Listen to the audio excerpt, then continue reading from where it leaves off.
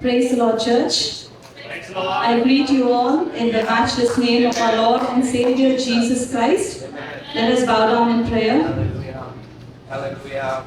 Heavenly Father, we thank you. We praise you for this beautiful day, for this beautiful time. Amen. Thank you, Lord, that you are moving in our midst. Amen. Father, we know that you are here. Amen. Every word that we speak, Amen, Jesus. every praise that we bring, Father God, it is to you and to you alone. Amen. Father, I pray that you use these words of mine, words, Father God, Amen. to fill grace in our life, Lord. Lead us into truth. Amen. Jesus, you are the truth. We Yes. want to know you more. Amen. Be with us, lead us, and guide us. Amen. In Jesus' name I pray. Amen. Amen. Amen. Amen. Praise the Lord, church. Praise the Lord. Thank you, Jesus. How many of you have looked around you and felt, what is happening in this world? Where is this world going? Have you felt? Almost every day we feel, right? What is happening to this generation? The wickedness is increasing. The sinfulness is increasing. Every day we have this thought, right?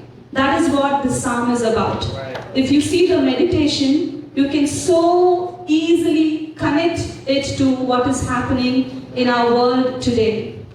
So this psalm, we know that David wrote this psalm, and the title of this, it has 8 verses, which we just read. The title of the psalm is Man's Treachery and God's Constancy. Man's treachery and God's constancy. Treachery means trustlessness, a person who betrays somebody. Man by nature is treacherous, isn't it? No matter what we do, even a person may act to be like a saint, but by nature he is treacherous. So, man's treachery and our God's constancy. So by this, we can very clearly divide this psalm into 2 themes. Verse 1 to 4, we can read, we can understand the treacherous nature of man. And verses 5 to 8, we can see the constancy or the eternity or the unchanging love of our God. That is what the psalm is all about.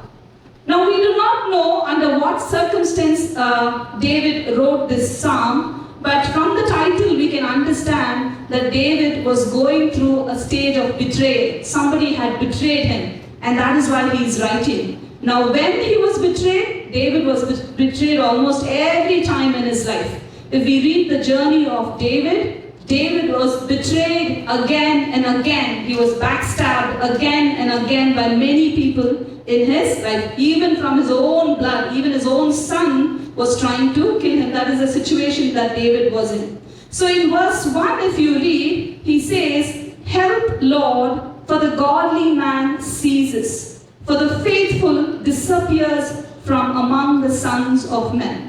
So he says, Lord, I don't see any godly man around me. That is what we say today, right? That is what is happening today. Lord, we don't see anybody faithful around me. Godly people are ceasing. They're not there anymore. So he's crying out to the Lord, Lord, where are all the godly people? You know what is the one purpose that God created you and me? God made us so we can be a godly generation for Him. God created us so that we can have a fellowship with Him, a relationship with, that is the only purpose. God created Adam, then He created Eve, so that they both together can bring up a godly generation. But if you look around today, do you see a godly generation? What is the kind of generation that we are seeing? The generation is becoming wicked. The generation is becoming corrupted. The generation is becoming sinful. There are only a handful of people who are holding on to the Word of God. The circle is becoming small day by day. The faithful people are becoming small, whereas the corruption is becoming more and more. Do you feel burdened about it? Do you have the burden that the world is going through this way? Then we have to pray the way David prayed in verse 1. Can we all read that verse as a prayer together? Help, Lord, for the godly man ceases, for the faithful disappears from among the sons of men. This should be our prayer. Hallelujah. In verse 2, we say, see, David says, they speak idly, everyone with his neighbor. with flattering lips and a double heart they speak. So in this verse, we see David is talking about the words that people use, the language that people use. Hallelujah. David, being a man of God, cannot withstand the pervasive language that people are using, the bad language that people are using, the prideful language that people are using. He cannot withstand, he cannot stand because he's a man of God. As a believer, you and I, we also hear this, right? In our schools, in our colleges, in our workplace, people use bad language so casually. They use it so casually. But we should be very, very careful the words that we use. The words that comes out of our mouth, we should be very, very careful. The tone with which we speak, we should be very, very careful. The intentions of our heart, God knows. The thoughts with which we speak should be very, very careful. So David is telling, Lord, everybody is talking idly. Idly means useless talks. There is no value in what they are speaking. Lord, they are flattering. What is flattering? Instead of speaking the truth, they speak to please people. They are speaking something to make the other people feel good. They are not speaking the truth. That is being flattering. And he says, Lord, they have double heart. Double heart is you speak something here and then you go and speak something there. David is saying, God, I see these people, they are double-hearted. We also sometimes, many times, we have two hearts, right? We have one heart for Sunday and another heart for weekdays. Right? One heart when we are in the presence of godly people and another heart when we are outside. David is telling people are with double-hearted, Lord. People are flattering, Lord. So he's feeling that people are not good. This is the character of the ungodly people that David is bringing to the Lord. And in verse 3 and 4, David brings his case to the Lord. He does not take this to anybody else, but he's taking it to the Lord. One beauty of David is, you see, it is a sad situation. He's sad about what is happening. So is he lamenting? If you see the title, to the chief musician on an 8-stringed harp, a psalm of David. He's singing to the Lord. He's singing and expressing his feelings to the Lord. So that is less learning for us. No matter what happens in our life, we should not be crying out. We're always complaining, but you go with praise, Lord, this is happening, but I still praise you that there's still hope in this world. So in verse 3 and 4, we read, may the Lord cut off all flattering lips and the tongue that speaks proud things. Who have said, with our tongue we will prevail, our lips are our own, who is the Lord over us? Can you see the prideful words of people there? So here David is revealing the attitude of the ungodly people. He saw those people who came to David and said, David, you are great, you are great. And the same people went to Saul and said, Saul, you are great. Double-mindedness. They were talking back. They were backbiting about David. They were gossiping about David. And David is seeing all this. And he cannot understand the behavior of people. Their words were prideful. They even said, who is Lord over us? You know, have you heard some people say, freedom of speech. My mouth, I can speak what I want. Right? Especially now you hear people say, oh, it's a freedom of everything. We have the freedom to say what we want, to speak what we want, to do what we want. Let us remember, as a born-again believer of Christ, Jesus is our Savior. Amen. He is the owner of our body, including our mouth and our lips. Yeah. He owns everything, our soul and spirit, everything belongs to Jesus Christ. Hallelujah, thank you, Jesus. I just want to read Proverbs 12:18, which speaks about the impact of words on somebody's life. In Proverbs chapter 12, verse 18, we read, There is one who speaks like the piercing of a sword, but the tongue of the wise promotes health. you see that?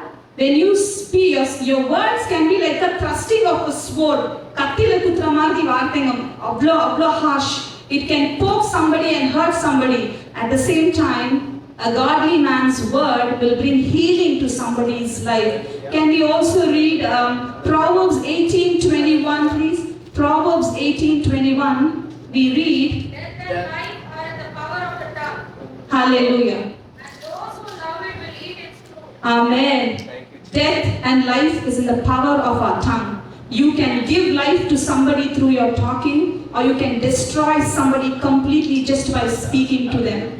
You can kill somebody just by speaking to them, or you can rise up somebody just by speaking nicely to them. So we should always remember, as a Christian, our words are very, very important. That is what David is telling, Lord, these people are not talking right, Lord. He's bringing his case to the Lord. And next verse 5, my favorite verse in this chapter, the verse says, for the oppression of the poor, for the sighing of the needy, now I will arise, says the Lord. I will set him in the safety for which he yearns. Here we see that the Lord says that I will arise for the poor and the needy. In the midst of all this ungodliness, in the midst of all this sinfulness that is there, God says, don't worry, I will not leave you, I will not forsake you, I will arise for you. Can you imagine God arising for us? God fighting our battle. It's so beautiful, right? So God says for the poor and needy, we are going to become that poor and needy very soon. We are going to become that marginalized group. We are going to become that small group which is holding on to the word of God and which is walking in righteousness. The whole world is going to become one nation, one language, one culture. All the abominations are accepted. All the sin is okay. We are going to be a bigger crowd, and we are going to become a small group of victimized, marginalized group, the poor and needy. And God says, don't worry, I will arise for you and I will take you to your safety. Hallelujah. What a blessing that is. Hallelujah. And if you see in verse 6, it says, the words of the Lord are pure words, like silver tried in a furnace of earth, purified 7 times. So all these time, David was speaking about the words of man, which is treacherous, which is evil, but here, in contrast, he's talking about God's word, which is pure, which is flawless, which is complete. He's using, it is tried and purified 7 times. The number 7 indicates completion in biblical symbolism. 7 means it's perfect, it's done, there's no need of anything else. So David is saying, man's words are treacherous, man's words are prideful, man's words are lying, but God's word is pure, God's word is flawless, and God's word is complete. Because this verse is giving us a hope. In this chaotic world, in this sinful world, this verse is telling us, don't worry, God is going to rise up for us. Hallelujah. All those, in many places, David understands the value of the word of God. If you read Psalms in so many places, he says, Lord, if only not for your word, I would have been died in my sin. I would have perished in my sin. And he says, Lord, your word is a lamp unto my feet. And he says, Lord, I want to see the world in the light of your word. These are the words that he uses. He understands the value or the importance of the word of God.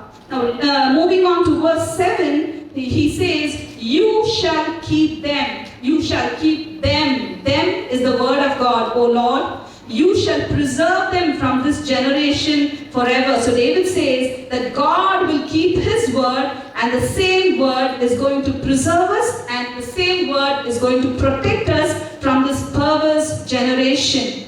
If you and I have to guard ourselves in the sinful world, we need to have the word of God, which is the only protection that we have, which can save us from the manipulative plans of this world, from the treacherous plans of this world.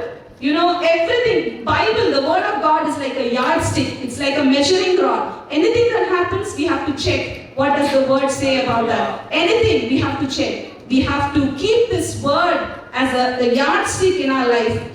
David says, the Lord will keep them. The Lord will preserve. You know, many people have come in this world who said that they want to abolish the word of God completely. If you read through the history, there are many people who said we want to take out the word of God. There was a French atheist by name Voltaire. He said, I'm going to take out the word of God. In the next 20 years, the word of God is not going to be there at all. When he was still writing his thing, the Roman government offered $500,000 if somebody gave a copy of the Bible. Many people tried. Many people are going to try to abolish the word of God. but God is going to preserve the word. Jehovah is going to keep his word, because that word is going to preserve us. And in the last verse, the wicked prowl on every side when vileness is exalted among the sons of men. Can you relate to this word? The wicked prowl on every side. Evil is prowling on us from every side. Is it happening to us today? Do you see that happening? Everywhere you go, there is sinfulness. Everywhere you go, you see sinfulness. The wickedness is everywhere. The vileness is exalted. Sin has been exalted. Right? Sinfulness is being exalted, glorified. But morality is going down. They don't want, being righteous, being nice is considered as something not cool in this world, right? But if you accept the sinfulness of this world, then you are glorified, then you are exalted. Then very clearly we see that in this world. Look around and see how true these prophetic words of David. These words are the prophetic words of David. David told many, many years ago, and we see this. These things are happening. But we have the hope in the word of the Lord. David says, God will preserve, God will keep his word, and his word will preserve us, protect us from this perverse generation. The world will talk vanity. The children of God, let us speak Jesus. The world will speak impure words. Children of God, let us speak the flawless, pure word of God. May God bless these words. Amen. Hallelujah.